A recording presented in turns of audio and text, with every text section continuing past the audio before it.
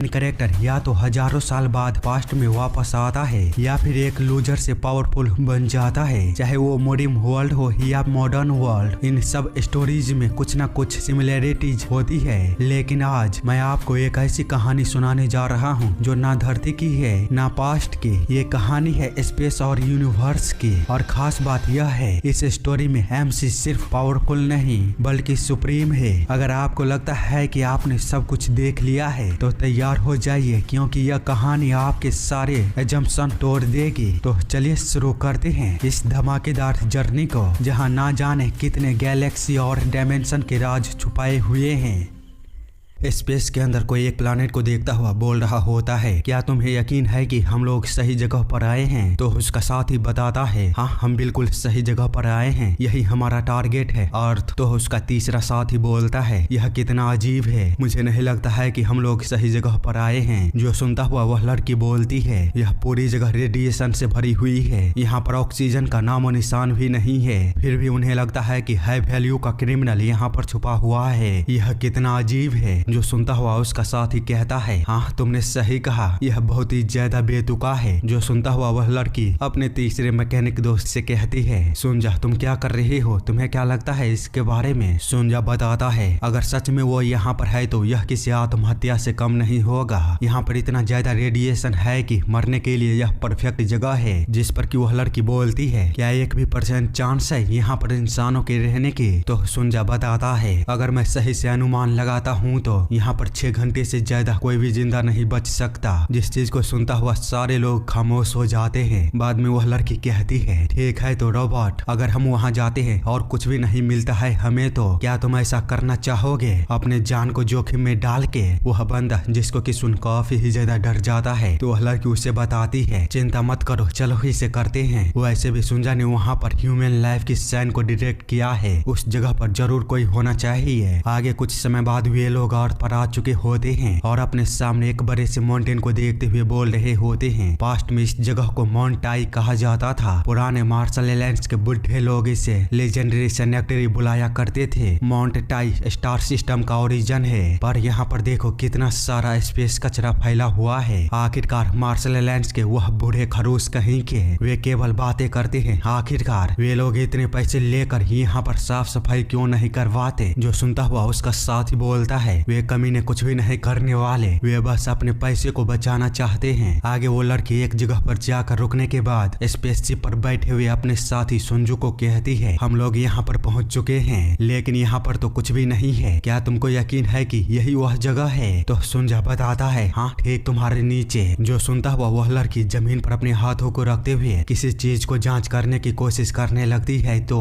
उसके साथ वाला बंदा बोलता है, तुम क्या कर रही हो, आगे तुम्हारे करने का क्या प्लान है? जिस पर कि वह लड़की बताती है, मुझे लगता है कि यहाँ जो कुछ भी है वह अंदर अभी भी जिंदा है। तभी उसके वॉकी टॉकी पर एक मैसेज आता है, अपने इंटरनल एनर्जी ड्राइव को एक्टिवेट कर लो। इतना बोलते हुए वह अपनी इंटरनल एनर्जी ड्राइव को एक्टिवेट कर लेती है और उस जगह को खोलते हुए बोलती है, अगर मुझे इतनी गहराई में दफनाया गया होता तो मैं कब की मर गई होती, पर खैर चलो खुल जाओ। इसी के साथ हम देखते हैं वहाँ उस जगह पर काफी ही बड़ा ब्लास्ट होता है और वहाँ पर बहुत ही बड़ा होल जैसा कोई इंटरेंस खुल गया होता है, जिसके के अंदर वे लोग देखते हुए कहते हैं, सुंजा क्या तुम्हें अंदर कोई लाइफ महसूस हो रहा है? तो स्पेस में बैठा वह बंदा बोलता है, हाँ लेकिन यह बहुत हल्का सा है। जो सुन वह लड़के उस गड्ढे में छलांग मारते हुए बोलती है, अगर ऐसी बात है तो हमें अंदर जाकर ही चेक करना होगा। उसे इस तरह बिना किसी सेफ्टी के अंदर जाता हुआ देख उसका साथ कहता है, भैंस की टांग तुम हमेशा इतनी गरमाई हुई क्यों होती हो, कभी कभार मेरे लिए भी तो इंतजार कर लिया करो। ये सब बोलता हुआ वह भी उस लड़की के पीछे बड़े से गुफा जैसे गड्ढे के अंदर आ जाता है और बातें करते हुए वे लोग जब कुछ दूर आगे जाते हैं तो उनके सामने एक बहुत ही बड़ा दरवाजा होता है, जिस पर कि कुछ चाइनीज में इस तरह लिखा गया था, दुनिया मुझसे डरती है, इसीलिए ग्रेट धर्मा के हिस्टोरिक टीचिंग के साथ मुझे कैद कर दिया गया। यदि तुम मुझे बेपरवाही से जगाने की कोशिश करते हो तो मृत्यु तुम्हारा पहले नमस्कार करेगा। जो देखता हुआ वे लोग कुछ भी नहीं समझ पाते हैं तो वह लड़की अपने साथी सुंजा से कहती है, इसे ट्रांसलेट ट्रांसलेट करो तो सुंजा उन्हें बताता है यह 2000 साल पहले एंशियंट भाषा है। इसका मतलब अगर मोटे तौर पर तुम्हें बताऊं तो वे बताना चाहते हैं अगर तुम मरना नहीं चाहते हो तो इसको कभी भी मत खोलना। जो सुन उसका तीसरा साथी उस लड़की से कहता है देखा यहाँ पर खतरा है, मैंने तुमसे पहले ही कहा था वे कमीने जरूर हमसे कुछ छुपा रहा है। जिस पर कि वह लड़की बोलती है तुम किस तरह की बातें कर रहे हो, यह एक प्राचीन भाषा है जिसका कि मतलब कोई भी ठीक से नहीं लगा सकता, इसीलिए अब डरना बंद करो और चलो। यह एक अच्छा साइन है, अगर वे हमें इसे खोलने की धमकी दे रहे हैं तो जरूर अंदर कुछ मूल्यवान छुपा होगा। इतना बोलते हुए वे लोग उस बड़े से दरवाजे को खोल देते हैं और अंदर जाकर जब देखते हैं तो उनके सामने बड़े से सिंहासन पर कोई बैठा हुआ था, जिसको कि देखता हुआ यह बंदा बोलता है क्या वह कोई इंसान है। जिस पर कि वह लड़की बिना कुछ बोले उसकी ओर कुछ देर देखती है और फिर वहां उस बड़े से सिंहासन की ओर चल देती है, जहां पर कि वह बड़े से दाढ़ियों में बैठा हुआ इंसान था। उसका पूरा शरीर बस बालों से ढका हुआ था और केवल उसके पैर ही दिख रहे थे। तो वह बंदा उस लड़की से पीछे से चिल्लाते हुए कहता है क्या वह अभी भी जिंदा है या फिर मर चुका है या कोई वह इंसान भी है। जो सुनता हुआ वह लड़की कुछ भी नहीं बोलती है और बिल्कुल ही सीरियस होता हुआ उस आदमी की ओर देख रही थी और एकदम से ही पता नहीं उसे क्या फुराता है, वह अपने हाथों को आगे करते हुए उस बंदे को जैसे ही छूती है तो वहां पर कोई भी रिएक्शन नहीं होता। इस कारण से वह लड़की भी कुछ देर के लिए तो कुछ भी नहीं समझ पाती, लेकिन दूसरे ही पल हम देख पाते हैं उसकी उंगली के टच होने के बाद ही कुछ रिएक्शन होना शुरू हो गया होता है। वह लड़की जिसको कि देखता हुआ कुछ समझ पाती उससे पहले ही हम देख पाते हैं एनर्जी से भरी भरी दो जलती हुई आंखों को, जिसको कि देखता हुआ वह लड़की बहुत ही ज्यादा घबरा चुकी थी और तुरंत ही अपने सामने एक शील्ड को बना लेती है उससे बचने के लिए, लेकिन इसका कोई भी फायदा नहीं होता। हम देख पाते हैं वहां पर बहुत ही बड़ा भयानक तरीके से ब्लास्ट होता है जिसकी एनर्जी उस गड्ढे से बाहर स्पेस से भी देखा जा सकता था, साथ ही वह खाली स्पेस को चीरता हुआ अनंत दूरी तक देखा जा सकता था, जिससे कि सुंजा घबराते हुए बोलता है वहां पर हो क्या रहा है, कैप्टन जवाब दीजिए वहां पर हो क्या रहा है, आखिर आप लोगों ने वहां पर क्या किया है। कैप्टन सर यंग रॉबर्ट जवाब दीजिए, आप लोग आंसर क्यों नहीं कर रहे हो।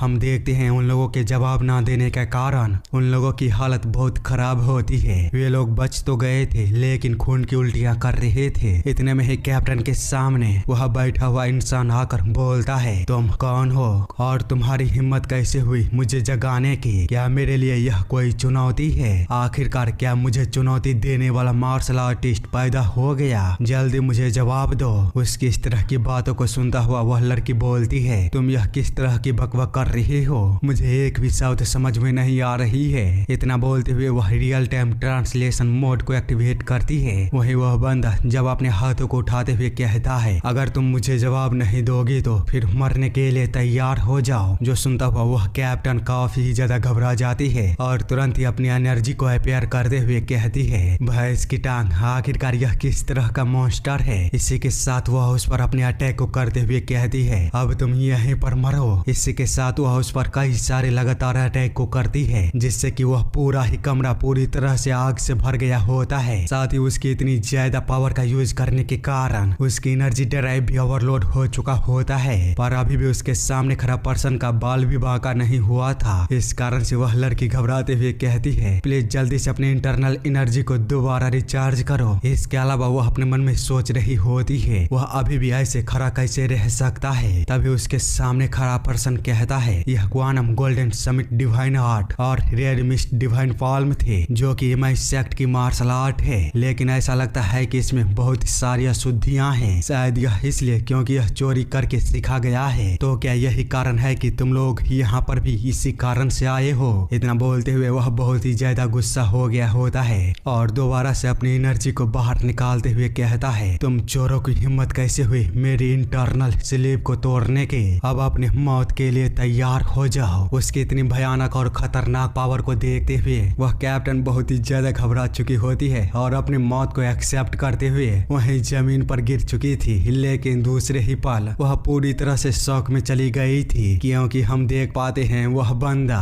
अपनी एनर्जी को निकालते निकालते ही जमीन पर एकदम से ही धमाकते गिरा होता है और शायद वहीं पर बेहोश हो चुका था। जिसको कि देखता हुआ वह लड़की बोलती है भैंस की टांग, ये क्या हुआ। तभी उसके पीछे से उसका साथी रोबोट आते हुए बोलता है क्या वह मर गया है। तो स्पेसशिप में बैठा बैठा हुआ सुंजू बोलता है, नहीं वह अभी भी जिंदा है और सही सलामत सांस ले रहा है। ऐसा लगता है कि बस उसकी एनर्जी कम होने के कारण वह बेहोश हो चुका है। मेरा मतलब है कि वह बहुत ही ज्यादा भूखा है। जो सुनता हुआ ये दोनों कुछ भी नहीं समझ पाते। आगे कुछ समय बाद हम देखते हैं वे दोनों मिलकर उस बंदे को बांध कर स्पेसशिप में ला लिया होता है। वहीं रोबोट वह चिल्लाते हुए बोल रहा था, हमने इसे अंदर तो ला लिया है पर क्या होगा अगर यह दोबारा जाग गया और उसी तरह हम पर हमला किया तो कैप्टन बोलती है, शांत हो जाओ, यह सब बस हम पैसे के लिए कर रहे हैं। उसके दोनों साथी जो सुन कुछ भी नहीं समझ पाते हैं तो कैप्टन उन लोगों से पूछती है, मुझे बताओ अभी तक का सबसे वैल्यूएबल कल्चरल हेरिटेज क्या है। तो सुंजू बताता है, एंशिएंट मार्शल आर्ट। वह जितने ओरिजिन के क्लोज होगा उतना ही एक्सपेंसिव होगा।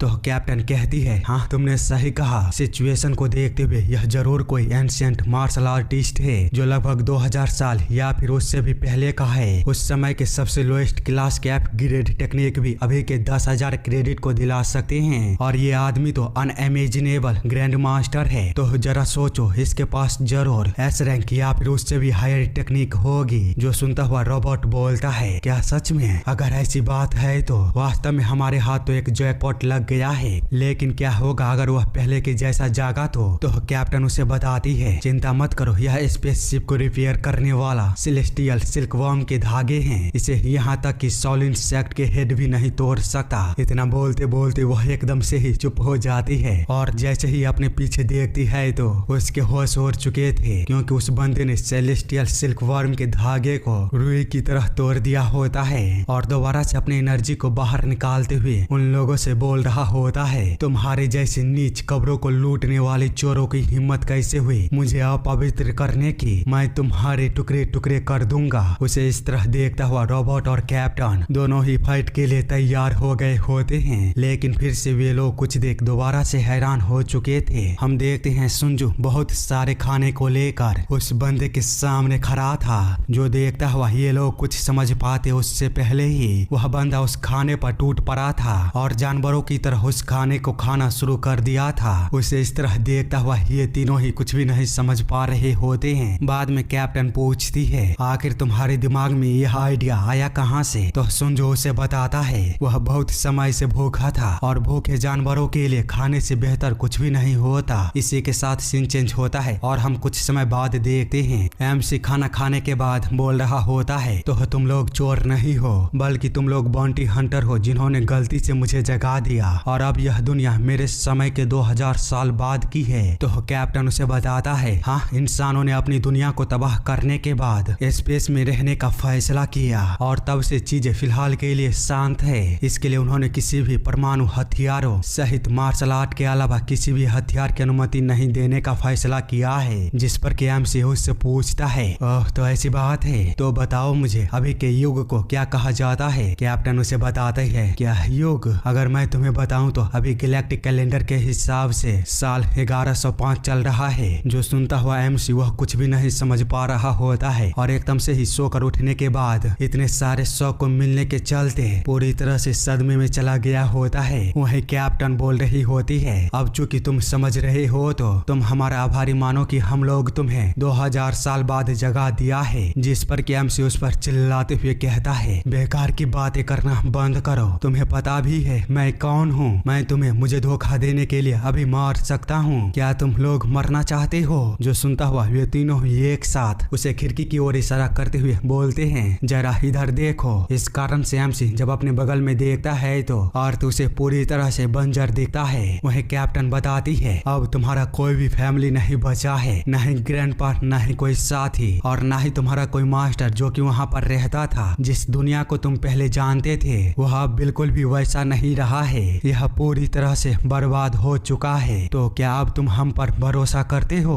एमसी जिसको कि सुन दोबारा से अपनी एनर्जी को बाहर निकालते हुए कहता है, भले ही मैं इस पर विश्वास करना चाहता हूँ लेकिन मैं ऐसा नहीं कर सकता, क्योंकि तुम मुझे उस चीज पर भरोसा करने के लिए बोल रही हो कि मैं जिस दुनिया में रहता था वह गोल है, तो मैं इस चीज पर कैसे ही भरोसा करूंगा? जो सुनता हुआ कैप्टन अपने सर को पकड़ते हुए बोलती है, यह कितना बुद्धू है, पर खैर तुम्हारे अंदर से कितनी गंदी बदबू आ रही है। पहले तुम जाकर नहा लो और अपने बालों को काट लो। हम लोग कुछ समय के लिए साथ रहने वाले हैं तो तुम इस तरह नहीं रह सकते। एमसी जिस पर की बोलता है, नहाना ना ये क्या होता है। तो कैप्टन उसे बताती है मेरा मतलब है कि जाकर स्नान कर लो। आगे कुछ समय बाद हम लोग देखते हैं कैप्टन और बाकी के दोनों बंदे बाथरूम के सामने खड़े होकर इंतजार करते हुए बात कर रहे होते हैं। कैप्टन तुमने उसके बालों को वैसा ही क्यों नहीं छोड़ दिया? मुझे लगता है कहीं उसके बालों के नीचे से कोई डरावनी सी जानवर बाहर ना निकल जाए। इतना बोलते हुए अचानक ही उनके होश उड़ जाते हैं क्योंकि हम देख पाते हैं एमसी जैसे ही अपने बालों को काट कर नहाने के बाद बाथरूम से बाहर आता है तो वह बहुत ही ज्यादा हैंडसम बॉय होता है और बाहर निकलते ही उन तीनों बंदों से कहता है तुम लोग यहाँ पर कर क्या रहे हो? वहीं कैप्टन तो इतने हैंडसम बॉय को देख पूरी तरह से सदमे में चली गई होती है और उससे कहती है तुम हो कौन? बाद में कैप्टन एमसी के स्किन को टच करते हुए पूछ रही होती है हाइबरनेशन के समय को छोड़ दे तो आखिरकार तुम कितने साल के हो? दूसरी तरफ रोबोट बोल रहा होता है सच में वह कोई नॉर्मल इंसान नहीं है। कुछ समय बाद हम उन लोगों को स्पेस में वर्ल्ड क्रेन इन के अंदर देखते हैं जहाँ पर के एमसी अभी भी बहुत सारे खाने को ठूस रहा होता है। वहीं ये दोनों उसे देखते हुए बोल रहा होता है क्या कोई इंसान इतना खा भी सकता है? तो सुंजू कहता है वह लगभग 2000 सालों से सो रहा था। जिस पर कि रोबोट बोलता है हाँ तो क्या इसका मतलब 2000 सालों का खाना एक ही बार में खा लेगा? सेम टाइम पर हम दूसरी तरफ वर्ल्ड क्रेन इन के कीपर वांग द एथ को देखते हैं जो कि बोल रहा होता है तो तुम एक ब्रोकर को ढूंढ रहे हो? कैप्टन बताती है हाँ बिल्कुल वह कोई अमीर और टफ होना चाहिए क्योंकि यह बेहद ही एक्सपेंसिव और वैल्यूएबल है। जो सुनता हुआ वांग बोलता है ओह अच्छा क्या तुम मुझे बता सकती हो कि वह कितना वैल्यूएबल है? तो कैप्टन उससे कहती है जितना तुम सोच सकते हो उससे भी कहीं अधिक। मुझे बताओ 2000 साल पहले की मार्शल आर्ट मैन्युस्क्रिप्ट वह कितना वैल्यूएबल हो सकता है? वो सभी ओरिजिनल और सभी एस रैंक के हैं। वांग जिसको कि सुन पूरी तरह से हैरान हो चुका होता है। आगे कुछ समय बाद हम देखते हैं कैप्टन वहां से चला गया था। वहीं वांग के पीछे खड़ा एक पर्सन बोल रहा होता है क्या सच में वह 2000 साल पुराना मैन्युस्क्रिप्ट हो सकता है? अगर हाँ तो वह सच में बहुत ही ज्यादा वैल्यूएबल है। जो सुनता हुआ वांग बोलता है 0 क्रेडिट। जिस पर कि वह बंदा कुछ भी नहीं समझ पाता है तो वांग उसे बताता है मैंने कहा 0 क्रेडिट। अगर ऐसी चीजें वास्तव में एग्जिस्ट करती है तो वह बस एक बुक से पूरे प्लानेट को खरीद सकती है। लेकिन उसने तो क्लेम किया है कि उसके पास पूरा एक गुच्छा है। क्या तुम्हें लगता है कि उसके जैसा एक बंटी हंटर के पास ऐसा कुछ हो भी सकता है? वह बिल्कुल ही बकवास कर रही है। जल्दी से उन्हें यहाँ से बाहर निकाल दो। वहीं इधर हम कैप्टन को देखते हैं जो कि रॉबर्ट के पास आकर पूछती है आखिर सुंजा कहाँ पर है? तो रॉबर्ट उसे बताता है वह सप्लाई को खरीदने के लिए गया है। आप बताओ कि बातचीत कैसी हुई? जिस पर कि कैप्टन उसे कुछ बताते तभी उसका ध्यान एमसी की ओर जाता है जिसको कि देखता हुआ वह बोलती है क्या ऐसा हो सकता है कि ये सभी उसने खाया हो? तो रॉबर्ट बताता है हम लकी थे कि वह वहीं पर रुक गया है। जो सुनता हुआ कैप्टन अपने सर को पकड़ लेती है और बोल ही रही होती है अगर यह पैसों के लिए नहीं होता तो उसी समय हुसैन का दरवाजा खुलता है और सभी लोगों का ध्यान उस ओर जाता है जहां हम देखते हैं कुछ लोग अंदर आते हैं जिसको कि देखता हुआ कैप्टन बहुत ही ज्यादा हैरान हो चुकी होती है और अपने मन में कहता है यह तो हेवनली डीमन सेक्ट है। वहीं हम इन लोगों के लीडर को देखते हैं जो कि अपने गैजेट से उस सीन के अंदर किसी को ढूंढना शुरू कर दिया होता है। जबकि उन लोगों को देखता हुआ रोबोट और कैप्टन आपस में बात कर रहे होते हैं। हाँ वह वही है रेड वुल्फ स्क्वाड का लीडर सैनजैन हुए। तो रोबोट बोलता है आखिर ये लोग यहाँ पर कर क्या रही हैं? कैप्टन बताती है वे लोग जरूर यहाँ पर किसी को ढूंढने के लिए आए हैं। उनके साथ अपनी आंखों को मत मिलाना। तभी उन दोनों की बातों को सुनता हुआ एमसी बोलता है क्या तुम लोग अभी अभी डीमन सेक्ट के बारे में बात कर रहे थे? अगर हाँ तो क्या तुम लोग मुझे और कुछ उसके बारे में बता सकते हो? जो सुनता हुआ कैप्टन उससे कहती है पहले तुम मुझे यह बताओ जब तुम 2000 सालों से सो रहे थे तो तुमको हेवनली डीमन सेक्ट के बारे में कैसे पता है? क्या हेवनली डीमन सेक्ट 2000 साल पहले भी एग्जिस्ट करता था? एमसी जो कि सुन बोलता है हाँ बिल्कुल वह पहले भी एग्जिस्ट करता था लेकिन मुझे समझ नहीं आ रहा है लोग यहाँ से भाग क्यों नहीं रहे हैं। अगर वास्तव में वे हेवनली डीमन सेक्ट के मेंबर हैं तब तो लोगों को दहशत में आ जाना चाहिए था। कैप्टन बताती है तुम यह किस तरह की बातें कर रहे हो? हेवनली डीमन सेक्ट की अपनी ही विचित्रताएं हैं। वे पूरे यूनिवर्स में सबसे बड़े ऑर्थोडॉक्स सेक्ट होने पर गर्व करते हैं। एमसी जिसको कि सुन पूरी तरह से सदमे में चला गया होता है और कहता है हेवनली डीमन सेक्ट वह ऑर्थोडॉक्स सेक्ट में बदल चुका है। मेरा सपना जो हमेशा से इतना दूर और खाली महसूस होता था क्या वास्तव में वह सच हो चुका है? वहीं वांग जो उस सीन के अंदर किसी को ढूंढ रहा होता है उसका ध्यान अचानक ही एक पर्सन पर जाता है जो कि अपने चेहरे को टेबल के नीचे छुपाए रखा था। उसे इस तरह देखता हुआ वांग तुरंत ही उसके पास जाता है और उससे कहता है हे ऊपर देखो। जो सुनता हुआ वह पर्सन जब अपने चेहरे को उसके सामने करता है तो वांग के सिस्टम में उसके बारे में इंफॉर्मेशन आता है। उसकी इंटरनल एनर्जी 52.7 C की है और उसके पास martial art 5 star black board art है। इसके अलावा वह लेवल 2 के रॉबरी और असॉल्ट के चार्ज में क्रिमिनल है। जो कि देखता हुआ वांग उस पर्सन से कहता है, आज तुम्हारा लकी डे है, जो कि तुम हमारे टारगेट नहीं हो, इसीलिए मार्शल अलायंस में जाओ और खुद को उनके हवाले कर दो। अगर तुम मरना नहीं चाहते हो तो वो ये सब उस बंदे से बोल ही रहा होता है। तभी उसके होश उड़ चुके होते हैं, क्योंकि हम देख पाते हैं एमसी उसके पास आकर उसके टकले पर अपने हाथ को फेरते हुए बोलता है, प्रशंसनीय, मेरा वह असंभव सा सपना, मुझे विश्वास नहीं हो रहा है तुम जवानों ने उसे संभव कर दिया। यह कितना सराहनीय है। उसे इस तरह वांग के साथ करता हुआ देख इनमें बैठे सारे लोग घबरा चुके होते हैं, साथ ही पूरी तरह से शौक में चले गए होते हैं। पर एमसी को तो घंटा इन सब की खबर नहीं होती है। वह वांग के टकले को पकड़ता हुआ बोल रहा होता है, पता नहीं इन जवानों ने मेरे उस असंभव सपने को साकार करने के लिए कितने दुख सहा होगा। उसे इस तरह खुद के साथ करता हुआ देख वांग बोलता है, क्या यही वह खुफिया मुद्दों वाला बच्चा है? तो रॉबर्ट उसके पास आकर घबराते हुए कहता है, बिल्कुल भी नहीं, बस उसके पास लोगों से बात करने की तमीज नहीं है। जो सुनता हुआ वांग एमसी को खुद से दूर करते हुए बोलता है, बच्चे आज तुम्हारा भी लकी डे है। अगर मुझे तुम्हारे अंदर से थोड़ा सा भी मार्शल आर्ट की एनर्जी महसूस होती तो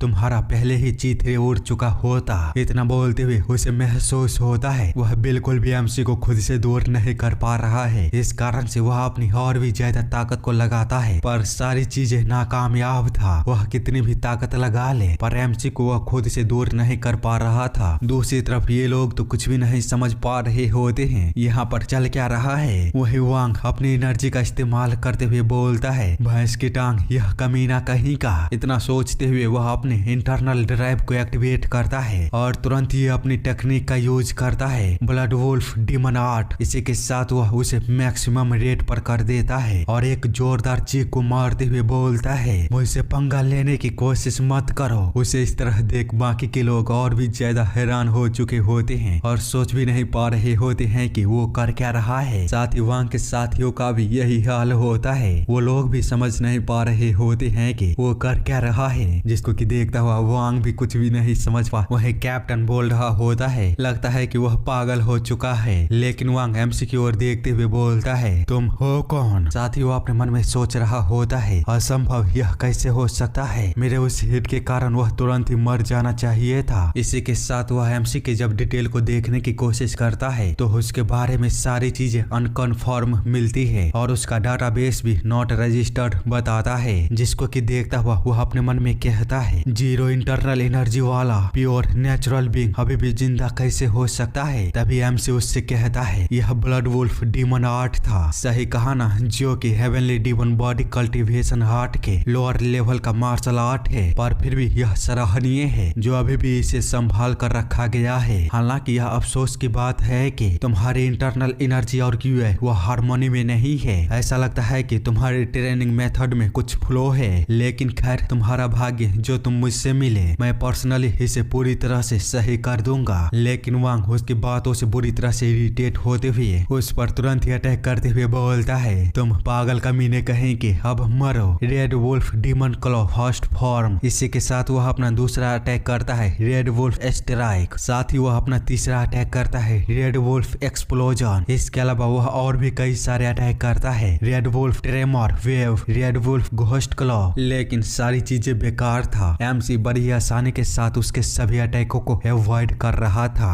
और ऐसा लग रहा था कि वह एक चींटी है जो कि एक बड़े से पहाड़ के नीचे खेल रहा है। लेकिन तभी वांग जब अपना और एक अटैक को करने वाला होता है तो एमसी उसे रोकते हुए बोलता है, अब बस बहुत हुआ। इतना बोलते हुए वह उसे बुरी तरह से जमीन के अंदर धंसा देता है, जिसको कि देखता हुआ इनमें बैठे बाकी लोगों के होश पूरी तरह से उड़ चुके होते हैं और वे लोग सोच नहीं पा रहे होते हैं कि अभी अभी हुआ क्या। वही एमसी वांग को जमीन के अंदर धंसाने के बाद बोल रहा होता है, तुमने भले ही इन सारी टेक्निकों को सीखा है, लेकिन यह कंपेयर में एक तोते की तरह है जो कि बस बातों को दोहराना जानता है, उसे समझता कुछ भी नहीं है। असली मार्शल आर्ट न केवल नकल करने के बारे में है बल्कि उन्हें अपनाने और उन्हें अपना बनाने के बारे में है। और अगर तुम्हें अब यह समझ में आ चुका है तो उठो और दोबारा से कोशिश करो। पर वांग की हालत एक ही हिट के साथ इतनी बुरी हो चुकी होती है कि वह दोबारा उठने की हालत में नहीं होता है। इसीलिए एमसी उससे कहता है, बेवकूफ, मैंने कहा उठो, जल्दी उठो। उसे इस तरह अपने लीडर पर चिल्लाता हुआ देख वांग के बाकी के साथ ही वे लोग कुछ भी नहीं समझ पा रहे होते हैं और तुरंत ही एमसी पर अटैक करते हुए बोलते हैं, हरामखोर कहीं के, हमारे लीडर के साथ तुम्हारी ऐसे करने की हिम्मत कैसे हुई? अब तुम्हें यहीं पर मरना होगा। इसी के साथ वे सारे लोग एक साथ एमसी पर अटैक करते हैं। लेकिन आगे सीन चेंज होता है और हम हेवनली डीमन सेक्ट के 32 डिस्ट्रिक्ट को देखते हैं, जहां स्क्रीन पर वांग और उसके साथियों की हालत को 32 डिस्ट्रिक्ट के कमांडर जोंग रिचुक देख रहा होता है। तभी उसे एक बंदा बोलता है, सौभाग्य से उन्हें केवल गंभीर चोटें लगी है, उनकी जान को कोई खतरा नहीं है। तो जोंग एमसी की पिक्चर को देखते हुए बोलता है, तुमने बताया था कि इस पर्सन का डाटाबेस में कोई भी रजिस्ट्रेशन नहीं है, क्या यह सही है? तो वह ब्रो जो कि 32 डिस्ट्रिक्ट के सीनियर एल्डर जो चुनरोक होता है वह बताता है, हाँ, लेकिन उसके साथियों का डाटाबेस में रजिस्ट्रेशन है। वे लोग फेमस बाउंटी हंटर हैं जो कि ऑर्थोडॉक्स और अनऑर्थोडॉक्स की दुनिया में बहुत ही ज्यादा फैले हुए हैं। उस घटना के बाद उन्होंने वाइल्ड क्रेन इन को छोड़ दिया, लेकिन हम उन्हें ट्रैक कर सकते हैं। क्या हमें एक पीछा करने वाले टीम को उनके पीछे भेजना चाहिए? तो जोंग कहता है, नहीं, रहने दो, मैं इसे पर्सनली संभालूंगा। जिस पर कि सीनियर एल्डर वह कुछ भी नहीं बोल पाता है और जोंग को ग्रेट करके वहां से चला जाता है। बाद में जोंग किसी को कॉल लगाता है और हम देख पाते हैं स्क्रीन पर एक बंदा आता है जो कि जोंग से बोलता है, यह तो आप हैं डिस्ट्रिक्ट कमांडर जोंग रिचुक, क्या आपके पास हमारे लिए कोई रिक्वेस्ट है? जिस पर कि जोंग उसे कुछ बताता है, लेकिन हम समझ नहीं पाते हैं कि उसने क्या बोला, बस हम उसे घूरते हुए देखते हैं। बाद में वह मोटा इंसान कहता है, तो यह हमारे ग्रीनवुड ग्रुप के लिए है। आगे हम एमसी को देखते हैं जो अभी भी खाने के लिए तैयार बैठा था और अपने आगे गुस्से से घूर रहा होता है, जिसको कि कैप्टन और रॉबर्ट वो दोनों भी बुरी तरह से घूर रहे होते हैं। पर थोड़ी देर तक एक दूसरे को घूरने के बाद रॉबर्ट बोलता है, कैप्टन, अगर ईमानदारी से कहूँ तो आप भी उतने ही डरे हुए हो ना जितना कि मैं। जो सुनता हुआ कैप्टन बोलती है, तुम यह किस तरह की बकवास को कर रहे हो? तो रॉबर्ट बोलता है कि आपने देखा नहीं, उसने केवल अपने थप्पड़ों से उन्हें रैंक मार्शल आर्टिस्टों को किस तरह धूल चटा दिया था। जिसको कि कैप्टन याद करते हुए बोलती है, अगर मैं भी सीरियस होकर लड़ती तो उन लोगों को हरा सकती थी। वे भले ही ए रैंक के हो सकते हैं लेकिन सबसे लोएस्ट लेवल पर। तो रॉबर्ट बोलता है, अच्छा ऐसी बात है, लेकिन अगर मैं अपनी जान को दांव पर लगा भी देता तब भी उन लोगों को बस थोड़ा सा खरोच कर पाता, लेकिन इस आदमी ने तो उन्हें मक्खियों की तरह दूर कर दिया। उसकी इस तरह की बातों को सुनता हुआ कैप्टन एकदम से ही एमसी के पास जाती है और उससे कहती है, चलो बात करते हैं। जो सुनता हुआ एमसी पहले उसकी ओर थोड़ी देर देखता है, बाद में बोलता है, पहले खाना। तो कैप्टन कहती है, नहीं, पहले बात करते हैं, मुझे बताओ तुम्हारा नाम क्या है? उसे इतना रूडली बात करता हुआ देख रॉबर्ट तुरंत ही उसके पास आकर कहता है, कैप्टन, मेरा सुझाव रहेगा आप थोड़े से सम्मान के साथ बात करिए। लेकिन कैप्टन उसकी बातों पर ना ध्यान देते हुए एमसी पर चिल्लाते हुए कहती है, क्या तुम बहरे हो? मेरी बात सुनाई नहीं देती? मैंने पूछा तुम्हारा नाम क्या है? लेकिन तभी वहाँ पर सुंजा एमसी के लिए खाने को लेकर आ जाता है, जिसको कि देखता हुआ कैप्टन बोलती है, इसके बारे में सोचना भी मत जब तक कि हम उसके नाम को नहीं जान लेते। तो रॉबर्ट दोबारा उसे समझाते हुए बोलता है, कैप्टन प्लीज पहले उसे आराम से खाने को खाने दो, हमें उसे खाते समय परेशान नहीं करना चाहिए। उसी समय एमसी कहता है, ले मॉकजीन। तो कैप्टन बोलती है, तो फिर बताओ मुझे तुम्हारा आइडेंटिटी क्या है, जैसे कि तुम अपने पास्ट में क्या करते थे? जो सुनता हुआ एमसी थोड़ी देर के लिए खामोश हो जाता है तो कैप्टन भी उसकी ओर बड़े ही सीरियस लुक के साथ देखने लगती है। तो एमसी उसे बताता है, सुप्रीम हेवनली डीमन, मैं सुप्रीम हेवनली डीमन हूँ। जो सुनता हुआ कैप्टन पूरी तरह से थर्रा चुकी होती है और कहती है, हेवनली डीमन, क्या तुमने अभी अभी सुप्रीम हेवनली डीमन बोला? क्या यह आदमी पागल हो चुका है? कहीं हम लोग इन्हें खराब खाने को तो नहीं खिला दिया? इतने में ही हम देखते हैं पूरे शिप में वार्निंग को देने लगता है, जिसके चलते ये सारे लोग पूरी तरह से चौंक गए होते हैं। वही सुंजा चेक करते हुए बताता है, कोई हमें निशाना बना रहा है, वे हमारे क्लोज रेंज में है। तो कैप्टन उन्हें देखने के लिए जाते हुए बोलती है, मुझे पता था यह जरूर हेवनली डीमन सेक्ट ही होंगे। रेड वुल्फ प्लेटून को पीटने के बाद वे लोग तो हमें अकेला इस तरह छोड़ सकते ही नहीं है। जिस पर कि सुंजा बताता है, यह हेवनली डीमन सेक्ट नहीं है, वे ग्रीनवुड हैं। इसी के साथ हम ग्रीनवुड के लीडर को देखते हैं, जिसको कि कोई बता रहा होता है बाउंटी हंटर हमारे टारगेट पर है। साथ ही हम इसके बारे में जान पाते हैं इस बंदे का नाम किन सुंग वन होता है। वहीं उसके पीछे खड़ा बंदा बोल रहा होता है डिवीजन लीडर क्या हमें कैप्चर राउंड को फायर करना चाहिए। हमारे इन्वेस्टिगेशन के हिसाब से वे लोग गैलेक्सी के बाहर काम करते हैं। उनके कैप्टन का नाम ब्लेजिंग डेवल सारियोंग है। जो सुनता हुआ लीडर अपने मन में कहता है आखिर हेवनली डीमन सेक्ट इन जैसे छोटे से ग्रुप से कैसे परेशान हो सकता है। इसी के साथ वह अपनी पुरानी बातों को याद करने लगता है जो कि उसने हेवनली डीमन सेक्ट के बंदे के साथ किया था और उसकी बातों को सुनने के बाद उससे बोला था हम बाउंटी को एक्सेप्ट करते हैं, प्लीज अपनी कंडीशन को बताओ, हमें उन्हें अपने कब्जे में लेने के बाद उनके साथ क्या करना है। तो वह हेवनली सेक्ट का बंदा बोलता है उन्हें पकड़ने की कोई आवश्यकता नहीं है, बस उन्हें अस्तित्व से मिटा देना। जो सुनता हुआ यह मोटू बहुत ही ज्यादा हैरान होता है और कहता है क्या उन सभी को मार देना है। इसी के साथ वापस आते हैं प्रेजेंट में जहाँ पर कि यह लीडर बोल रहा होता है यह बहुत ही ज्यादा अजीब है, जरूर कुछ अंदर चल रहा है। वे लोग हमसे बहुत ही अधिक माहिर है लोगों की जान को लेने में, पर फिर भी उन्होंने अगर यह काम हमें दिया है तो जरूर इसका कोई ना कोई कारण होगा। वहीं दूसरी तरफ कैप्टन अपने सामने इतने सारे शिप को देखते हुए बोल रही होती है यह कितने सारे हैं, वे लोग डाकू हैं तो क्या हमें वे लूटने के लिए आए हैं। तो रॉबर्ट बताता है मुझे इस पर थोड़ा सा संदेह है, आखिर उन्हें हम जैसे गरीबों को लूटने से क्या ही मिलेगा। जो सुनता हुआ कैप्टन उससे कहती है मुझे तुम्हारी बातें समझ आ रही है लेकिन तुम्हारे बोलने के ये तरीके वह मुझे थोड़ा सा दुख पहुंचा रहा है। बाद में वह खुद को जोश में लाते हुए बोलती है पर ठीक है वैसे भी कोई फर्क नहीं पड़ता, ये ग्रीन वुड के बदमाश लुटेरे अगर वे हमारे रास्ते में आते हैं तो हम उन्हें हरा देंगे और उन्हें यहाँ से भागने के लिए मजबूर कर देंगे। जबकि एमसी तो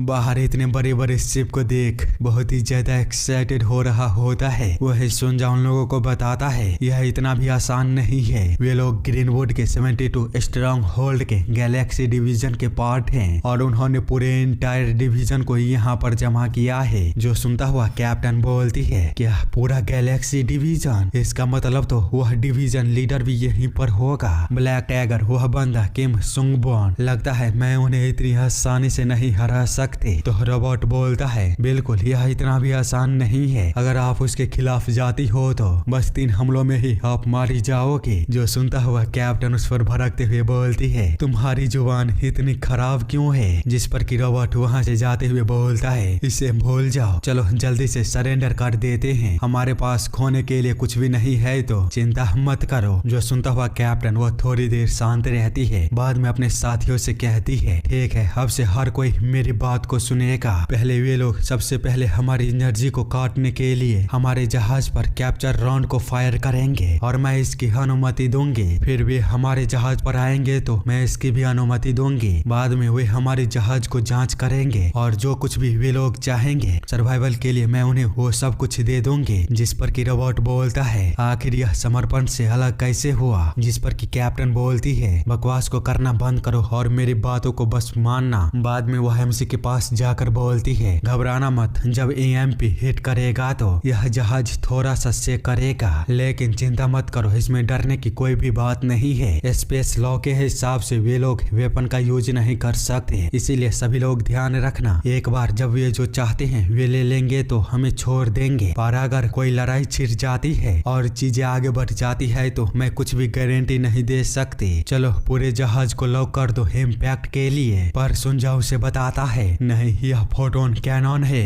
जो सुनता हुआ कैप्टन पूरी तरह से थर्रा चुकी होती है और कहती है क्या शिप डिस्ट्रॉइंग फोटोन कैनन, क्या वे लोग हमें मारना चाहते हैं, कहीं वे लोग पागल तो नहीं हो चुके हैं। दूसरी तरफ डिवीजन लीडर से उसका बंदा बोल रहा होता है डिवीजन लीडर अगर हम ऐसा करते हैं तो यह स्पेस लॉ का उल्लंघन होगा, इससे हम बाद में परेशानी में पड़ सकते हैं, हमें उन्हें पकड़कर चुपचाप उनका निपटाना कर देना चाहिए। तो हम ब्लैक टाइगर कहता है मुझे कुछ गलत महसूस हो रहा है, बस उन्हें धूल में उड़ा दो और मामले को जटिल बनाओ, हम सारी रिस्पॉन्सिबिलिटी हेवनली डीमन सेक्ट पर डाल देंगे। इधर कैप्टन घबराते हुए सुंजा से कह रही होती है क्या हमारे पास और कोई रास्ता नहीं है। तो सुंजा उसे बताता है नहीं हम चारों तरफ से घिर चुके हैं। तो कैप्टन बोलती है हमारे सील का क्या हाल है। सुंजा बताता है वह काम नहीं कर रहा है, क्या आप भूल चुकी हो हमने अपने खर्चे के लिए पुर्जे को बेच दिया था। जो सुनता हुआ कैप्टन बोलती है क्या सच में हमने ऐसा किया था। दूसरी तरफ वापस हम ब्लैक टाइगर को देखते हैं जिसको कि उसका कमांडर बता रहा होता है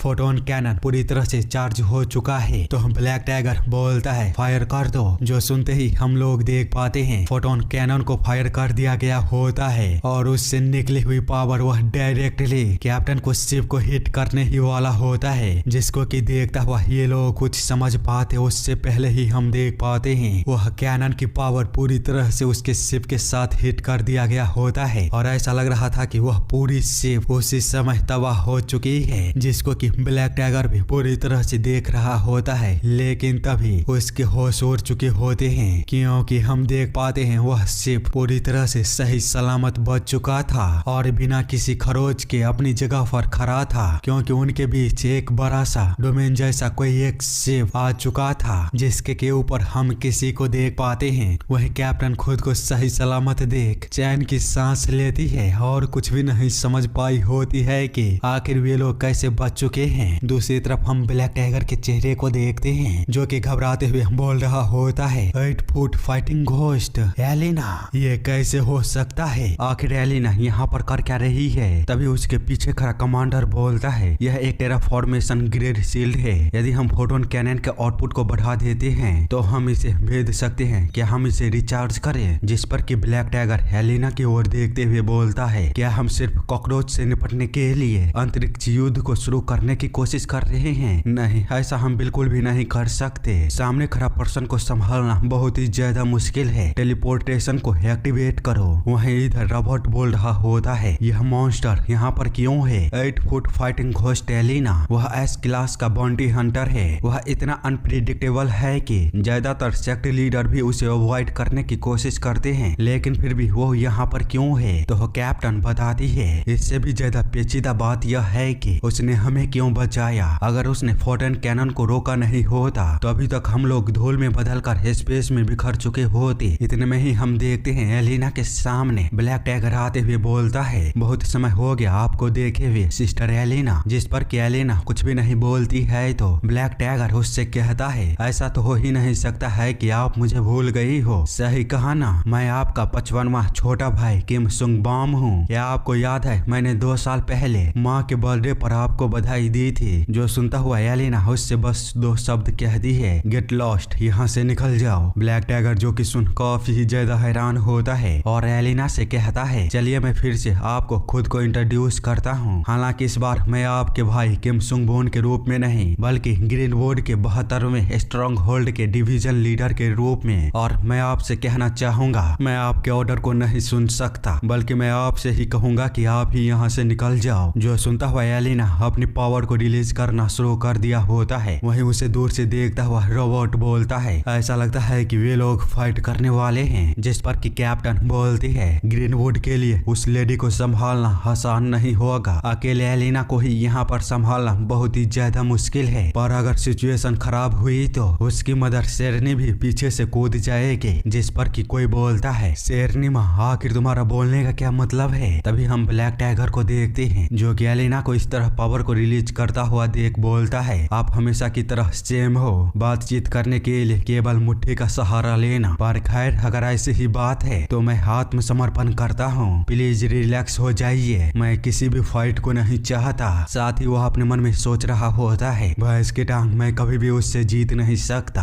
आगे वो एलिना से बोलता है चलिए इसे शांति से हल करते हैं, लेकिन मैं इसका कारण जानना चाहूंगा। अगर वे लोग आपका टारगेट है तब तो यह बहुत ही ज्यादा ओवरलैप हो जाएगा क्योंकि वे लोग हमारा भी टारगेट हैं। जिस पर कि एलिना पीछे की ओर मुड़ते हुए दोबारा उससे 2 ही शब्द बोलती है निकल जाओ। जो सुनता हुआ ब्लैक टाइगर बोलता है जैसा कि उम्मीद थी, लेकिन क्यों? आखिरकार वो ऐसी बेकार सी चीजों के लिए यहाँ पर क्यों आई है? जबकि इधर इन लोगों को देखते हैं जो कि अभी भी उन लोगों को बड़े ही हैरानी के साथ देख रहे होते हैं। तभी एलिना उनसे कहती है या तो हमें वो सौंप दो या फिर सबके सब मर जाओ। जो सुनता हुआ कैप्टन बोलती है वो किस बारे में बात कर रही है? तो रोबोट बोलता है क्या ऐसा हो सकता है कि वो हमें लूटने की कोशिश कर रही हो? हमारे पास तो इतनी कीमती सामान भी नहीं है। क्या कैप्टन आपने किसी चीज को चुराया है? मुझे जल्दी से बताइए, अगर हाँ तो प्लीज उसे वो चीज वापस कर दीजिए, नहीं तो हम सबके सब मारे जाएंगे। जो सुनता हुआ कैप्टन बोलती है अपनी बकवास को करना बंद करो, क्या ऐसा हो सकता है कि वो लेडी बाद में वो एमसी की ओर देखते हुए बोलती है, क्या ऐसा हो सकता है कि तुमने अपने पास्ट में उस लेडी को डेट किया हो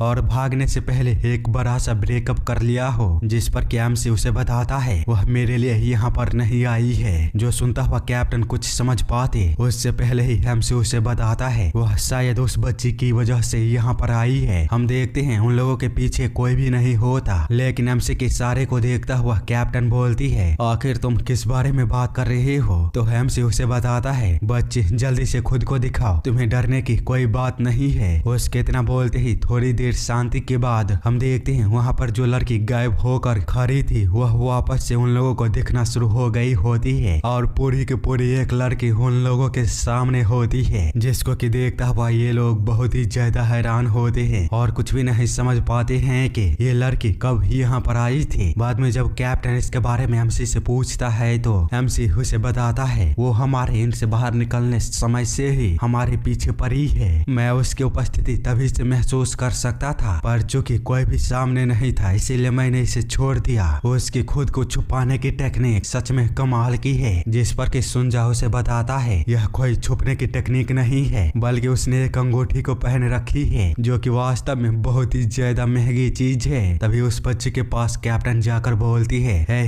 तुम इतनी महंगी चीज को पहनने वाली छोटी बच्ची, मुझे बताओ तुम कौन हो और तुम्हारा इंटेंशन क्या है और तुम हमारी शिप पर चोरी छुप के क्यों आई हो? तो वह लड़की बताती है, मैं यंग वॉरेन हूँ। जिस पर कि कैप्टन दोबारा उस पर चिल्लाते हुए बोलती है, तुम्हारे नाम को किसने पूछा है? मुझे बताओ क्या वे लोग तुम्हें टारगेट कर रहे हैं? जिसको कि वह लड़की देखते हुए बोलती है, माफ करना पर जब तक मैं जिंदा रहूंगी वे लोग रुकने वाले नहीं हैं। इतने में ही रोबोट चिल्लाते हुए बोलता है, क्या अभी तुमने अपना नाम वॉरेन बताया? उसे इस तरह देख कैप्टन बहुत ही ज्यादा हैरान होती है और उससे पूछती है, क्या तुम इसे जानते हो? तो रोबोट एक्साइटेड होते हुए बोलता है, मैं आखिरकार इसे कैसे नहीं जान सकता, वह प्रोनोसियन का सबसे बड़ा कलाकार है। जो सुनता हुआ कैप्टन और भी ज्यादा हैरान हो जाती है। वही रोबोट बता रहा होता है, क्या तुम लोग सच में उसे नहीं जानते? वह गैलेक्सी के टॉप आइडलों में से एक है। वह आइडल ग्रुप की मेन गायिका है जिसने कि वह फेमस सॉन्ग गाया था जिसे मैं हर बार बजाता हूँ और तुम लोग नाचते रहते हो। जरा तुम लोग ये देखो यह कितनी सुंदर है।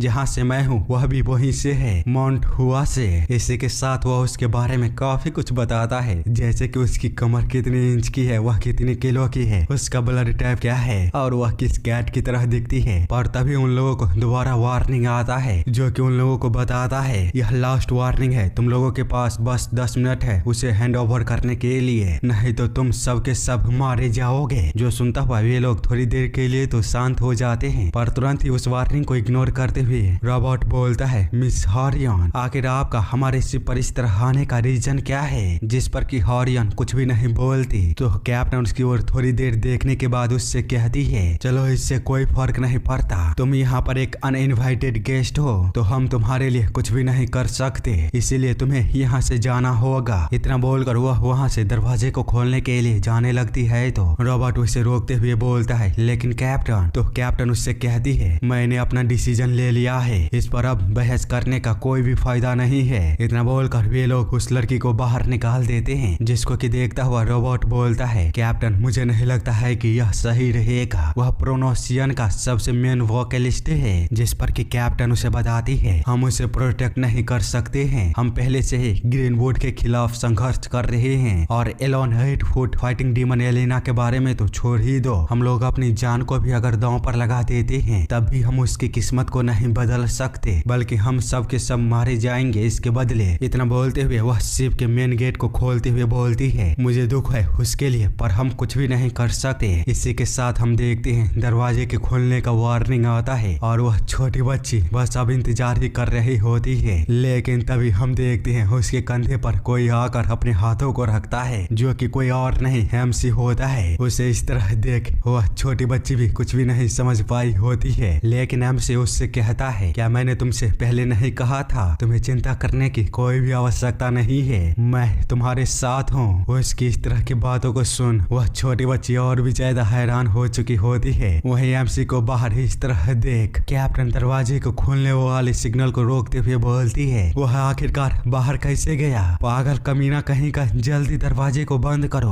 उसे इतना घबराया हुआ देख रोबोट बोलता है, कैप्टन प्लीज शांत हो जाए चाहिए। और चलिए देखते हैं आखिरकार आगे क्या होता है। वह आदमी सच में बहुत ही ज्यादा स्ट्रांग है, शायद वह एलिना को भी हरा सकता हो। जिस पर कि कैप्टन उस पर भड़कते हुए बोलती है, क्या तुम पागल हो चुके हो? वह जगह स्पेस है। सुनजा तुम क्या कर रहे हो? जल्दी से दरवाजे को बंद करो। और सुनजा उसे बताता है अब बहुत देर हो चुकी है। जो सुनता हुआ कैप्टन जब दरवाजे की ओर देखती है तो दरवाजा पूरी तरह से ओपन हो चुका था और एमसी और वह छोटी बच्ची बाहर निकल चुका था। जो देखता हुआ कैप्टन वह पूरी तरह से शांत हो चुकी होती है और सोच नहीं पा रही होती है कि अब वो क्या करे। वहीं एमसी और छोटी बच्ची को देखते हैं जो कि अब स्पेस में खड़ी थी और छोटी बच्ची हारियन वो एमसी से कहती है, आपका शुक्रिया, पर वह सच में बहुत ही ज्यादा स्ट्रांग मार्शल आर्टिस्ट है, तुम्हें ध्यान रखना होगा। इतना बोलते हुए वह जैसे ही एमसी को देखती है तो भाई साहब उसकी हालत गुब्बारे की तरह फटने वाली होती है, क्योंकि उसने कोई भी सेफ्टी मास्क को नहीं लगाया था। उसकी हालत को देखते हुए हारियन कहती है, अब मुझे यह मत बताना कि तुमने कोई भी शील्ड को नहीं पहना है। पर भाई साहब एमसी वह तो बाप बाप करके दोबारा से शिप में जाने की कोशिश करने लगा होता है, जिसको कि देखता हुआ हारियन अपने मन में कहती है, क्या सच में उसने कोई भी शील्ड नहीं पहना है? वहीं एमसी उसके तो हजार कोशिश करने के बावजूद भी वह जरा सा भी अपनी जगह से जागे नहीं बढ़ पा रहा होता है, जिसको कि दूर से देखता हुआ एलिना के साथ साथ ब्लैक टाइगर के भी होश उड़ चुके होते हैं और वे लोग बिल्कुल ही खामोश हो चुके होते हैं। साथ ही सोच रहे होते हैं, भैंस की टांग, यह बंदा है कौन? बाहर 300 डिग्री की तापमान और दबाव इतना कि 10 सेकंड के भीतर ही तुम्हारे आंतरिक अंग वह फट जाएंगे, फिर भी वह इस तरह बाहर कैसे आ सकता है बिना किसी शील्ड के? वहीं एमसी अब जैसे ही मरने वाला होता है तभी उसके पास कैप्टन आती है और उसके चेहरे पर शील्ड को लगाते हुए बोलती है, जागो, जल्दी जागो, क्या तुम जिंदा हो? सांस लो, सांस लो। इतने में ही एमसी बोलता है, तुम कर क्या रही हो? हम देखते हैं वह बहुत ही ज्यादा क्यूट लग रहा होता है, जिसके कारण कैप्टन उसे तुरंत ही छोड़ते हुए बोलती है, कमीने कहेंगे, मुझे लगा कि तुम मर चुके हो। जिस पर एमसी अपने चेहरे पर लगे हुए शील्ड को देखते हुए कहता है, तुम बेकार में ही मेरी चिंता कर रही थी, मैं हेवन और अर्थ का सुप्रीम हूँ, इस दुनिया में कुछ भी नहीं है जो कि मेरी लाइफ के लिए खतरा बन सकता है, लेकिन मुझे बताओ मैं यहाँ से नीचे कैसे उतरूंगा? जो सुनता हुआ कैप्टन उसके हाथों को पकड़ते हुए अपने साथ ले जाती है। वहीं रॉबर्ट उसे देखता हुआ बोल रहा होता है, भगवान का शुक्र है कि ज्यादा देर नहीं हुआ था। तो सुनजा उसे बताता है, नहीं वो ऑलरेडी बहुत देर से आई थी, यहाँ तक कि ग्रेटेस्ट मास्टर भी वह भी 1 मिनट से ज्यादा बिना शील्ड के स्पेस में नहीं रह सकता है, लेकिन उसने 6 मिनट 13 सेकंड तक स्पेस में बिताया बिना किसी शील्ड के। यहाँ तक कि इतने समय बावजूद भी उसके सभी इंटरनल ऑर्गन वह सही सलामत है, उसने इंसानी सीमा को पार कर दिया है। हम देखते हैं एमसी और बाकी के लोग एलिना के सामने पहुंच चुके होते हैं और कैप्टन एलिना को देखते हुए सोच रही होती है, मैंने सुना था कि वह एक फाइटिंग मैनियाक है, सच में उसका और कोई मजाक नहीं है, खासकर जब ग्रीनवुड के किम सुंगबॉन भी यहीं पर है। आगे वह एमसी से कहती है, कोई भी परेशानी को खड़ा मत करना, मैं इसे संभाल लूंगी, तो हस्तक्षेप मत करना। बाद में वह एलिना से कहती है, चलो यह देखकर अच्छा हुआ कि कुछ भी बुरा नहीं हुआ।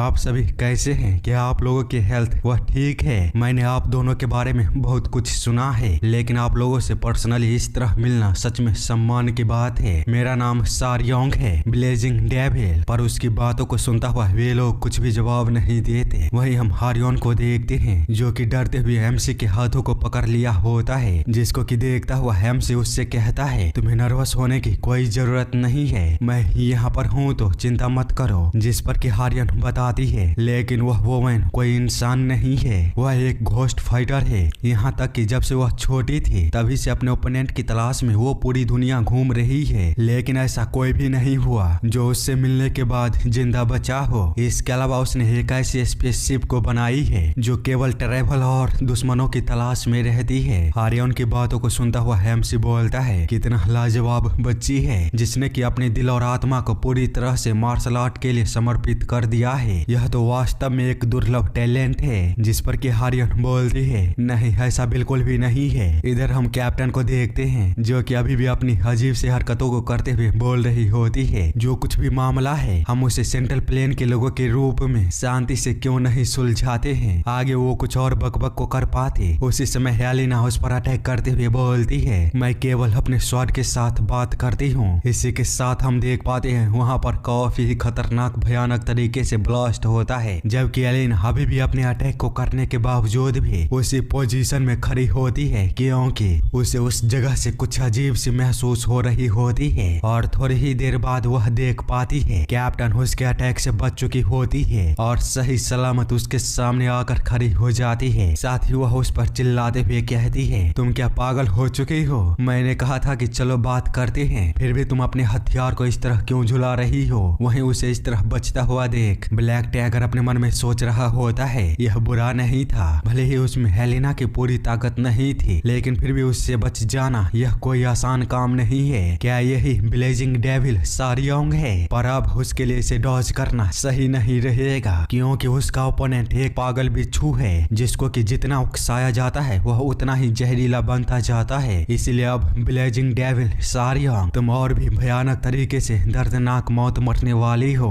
वो ये सब सोच ही रहा होता है, इतने में ही उसका ध्यान एमसी और हारियोन की ओर जाता है। वो लोग तो इससे और भी ज्यादा आसानी के साथ बच चुके होते हैं। इसके अलावा एमसी हारियोन से बोल रहा होता है, इस तरह की छोटी मोटी चीजों से डरना यह सिर्फ बचकानी मजाक है। जो सुनता हुआ ब्लैक टाइगर की तो आंख ही बाहर निकल गया होता है और पूरी तरह से हैरान होते हुए वह बोलता है, भैंस की टांग। वो बोल क्या रहा है? आगे एमसी बोलता है, भले ही यह ग्रैंड दिखता हो पर यह किसी फटाके से कम नहीं था। तुम इस तरह की चीजों से कैसे डर सकती हो?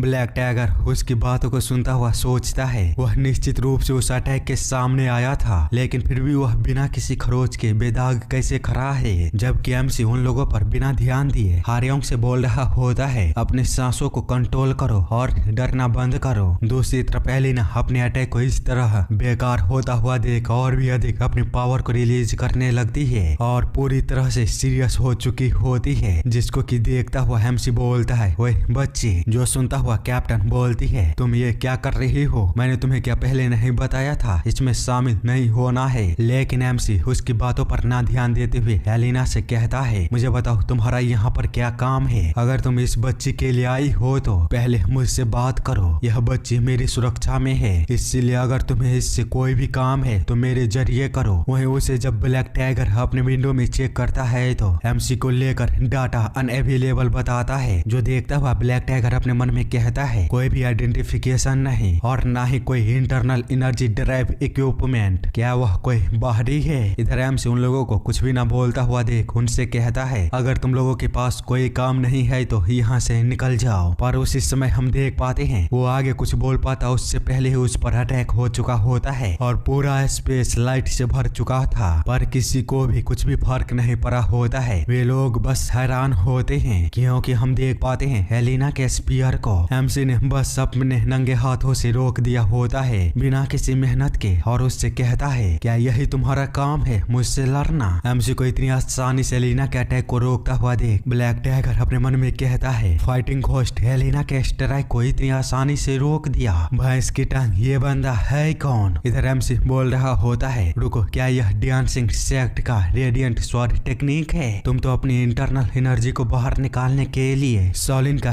ग्रेट ब्रह्मा डिवाइन आर्ट का यूज कर रही हो। सच में तुम तो कमाल की हो। इतनी छोटी उम्र में ही तुम अपने इंटरनल एनर्जी के 3 चक्रों से अधिक को पार कर चुकी हो। क्या तुमने किसी फॉर्चुनेट एनकाउंटर को एक्सपीरियंस किया था या कुछ और चीज को? लेकिन एलिना उसकी बातों पर ना ध्यान देते हुए अपनी एनर्जी को बढ़ाना शुरू कर देती है 90%, जिसको कि देखता हुआ एमसी और भी ज्यादा हैरान होते हुए बोलता है, क्या बात है, तुम तो वोडाउन के रेडिएशन डिवाइन आर्ट में अपनी इंटरनल एनर्जी को बदल दिया। इतने में ही एलिना अपनी पावर को बढ़ाते हुए 95% कर देती है। उसे इस तरह अपनी पावर को लगातार बढ़ाते हुए देख ब्लैक टाइगर अपने मन में कहता है, अविश्वसनीय, क्या एलिना हमेशा से इतनी पावरफुल थी? जबकि एमसी उसकी पावर को इस तरह बढ़ता हुआ देख वो भी अपनी एनर्जी को बाहर निकालते हुए बोलता है, अब तुम हद से बाहर जा रही हो। लेकिन एलिना को हम देख पाते हैं जो कि अपनी पावर को इस हद तक बढ़ा ली होती है, तब भी उसे एक वार्निंग मिलना शुरू हो चुका होता है और हम उसके पास्ट के कुछ सीन को देखते हैं जहाँ पर कि उससे कोई बोल रहा होता है, अगर तुम इस दुनिया को छोड़ना चाहती हो तो मैं तुम्हें नहीं रोकूंगी। तुम्हारे पास उस हर एक फाइट को करने की परमिशन है जो कि तुम्हारे ट्रेनिंग के पार जाती है, लेकिन तुम्हें मरने की अनुमति नहीं है। तुम पहले से ही बहुत ही ज्यादा स्ट्रॉन्ग हो। पूरी दुनिया में 10 से भी कम मार्शल आर्टिस्ट होंगे जो कि तुमको नुकसान पहुंचा सकते हैं, लेकिन वे कभी भी तुम्हें मौत के कगार तक नहीं धकेल सकते।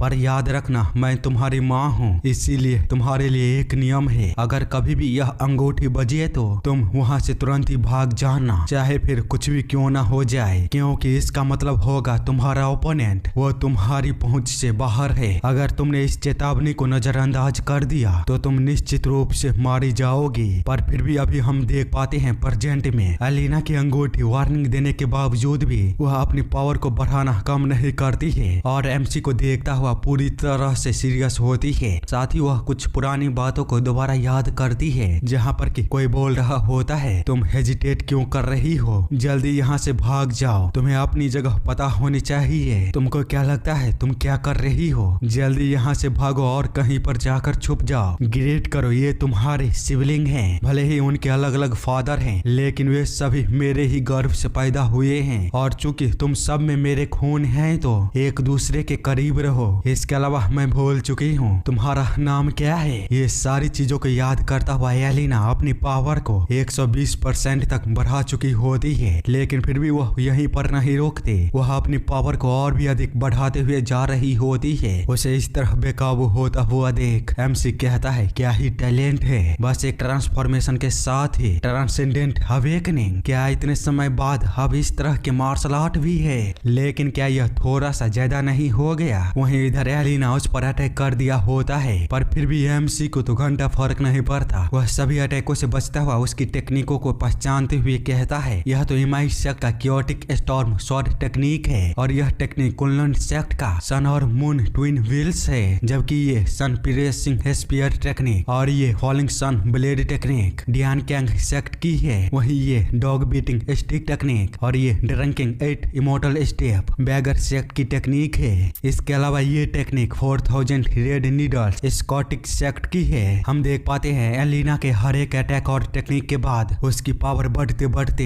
170% तक बढ़ चुकी होती है, जिससे कि परेशान होता हुआ एमसी बोलता है अब बस बहुत हो गया। इतना बोलते हुए वह बस अपने हाथों को घुमाता है और हम देख पाते हैं उसके इतने कम पावर के यूज करने मात्र से भी उस पूरी जगह पर एक भयानक ब्लास्ट हुआ होता है और उसके सामने पूरी जगह धुएं में घिर गई होती है। लेकिन तभी उसका ध्यान अपने ऊपर जाता है। वहीं दूसरे लोगों को भी देखते हैं जो कि अपने ऊपर देखता हुआ पूरी तरह से हैरान हो चुके होते हैं, क्योंकि हम देख पाते हैं एलिना वह अलग ही अवतार में आ चुकी होती है। उसके कई हाथ निकल चुके होते हैं और हर एक हाथों में कई सारे वेपन आ चुके होते हैं। साथ ही उसकी पावर अब 190% तक पहुंच चुकी होती है। इसी के साथ जब वह एमसी पर अटैक करती है तो हम देख पाते हैं ऐसा लग रहा था कि उसकी रफ्तार लाइट से भी ज्यादा स्पीड हो चुकी होती है, जिसको कि देखता हुआ एमसी कहता है तुम्हारा टैलेंट सराहनीय है, लेकिन तुमने राइटियसनेस के लाइन को क्रॉस कर दिया है। तुम्हारी अवेकनिंग वंड और डिजायर को दर्शाती है, इसके लिए तुम खुद को ही कंज्यूम करता हुआ जा रही हो। अगर तुमने अभी अपने इनर डीमन को नहीं रोका तो मेरे पास तुम्हें मारने के अलावा और कोई भी रास्ता नहीं होगा, क्योंकि मैंने इस बच्ची को प्रोटेक्ट करने का वादा किया था। लेकिन इधर हम इन लोगों को देखते हैं जो कि एलिना के हॉट शॉट को देखता हुआ और भी ज्यादा हैरान हो चुके होते हैं, क्योंकि उसकी पावर बेहद ही कमाल की होती है और ताकत वह लाजवाब थी। पर फिर भी उसका दुर्भाग्य जो उसके सामने एमसी खड़ा था वह तुरंत ही उसके काउंटर में अपने अटैक को करते हुए बोलता है मैंने कहा रुक जाओ। उन दोनों की टकराव इतनी भयानक होती है कि अपने सामने कोई भी कुछ भी नहीं देख पाया होता है। पूरी जगह लाइट से भर चुका था। साथ ही हम देख पाते हैं एलिना का वह वारशिप उसके कई हजार टुकड़े हो चुके होते हैं और एक ब्लास्ट के साथ पूरी स्पेस में उसके टुकड़े बिखर चुके होते हैं। वहीं दूर से बस ऐसा लग रहा था कि कहीं पर कोई तारा फटा हो। इतने कमाल के पावर को देखता हुआ ब्लैक टाइगर के कमांडर की तो फैंटी गीली हो चुकी होती है, पर तभी उसे अपने पीछे कुछ महसूस होता है, जिसके चलते जब वो अपने पीछे देखता है तो वहाँ पर ब्लैक टाइगर ट्रांसपोर्ट हुआ था, पर उसकी हालत अधमरी हो चुकी होती है, जिसको कि देखता हुआ वह कमांडर घबराते हुए कहता है लॉर्ड क्या आप ठीक हो? तो ब्लैक टाइगर बताता है मैं अभी तक मरा नहीं हूँ, मेरा सौभाग्य था जो मैं 0.1 सेकंड से पहले ही टेलीपोर्ट कर गया, नहीं तो मैं अभी टुकड़ों में बट गया होता। यह पावर सच में हेवन तक को हिलाने की शक्ति रखती है। दूसरी तरफ हम स्पेसशिप के टुकड़े पर कैप्टन को देखते हैं जो कि एमसी पर चिल्लाते हुए बोल रही होती है तुम क्या पागल हो चुके हो? हम लोग ऑलमोस्ट मर ही चुके थे, आखिर कौन ही होगा जो समंदर के बीच अपने जहाज में आग लगा देगा? कम से कम उसे इतना तो पता होना चाहिए जिस जगह पर वो खड़ा है वह उसकी मौत तक को डिसाइड कर सकता है। तुम्हें थोड़ा सा तो सब्र रखना चाहिए था। जो सुनता हुआ एमसी उससे कहता है सब्र कोई विकल्प नहीं था।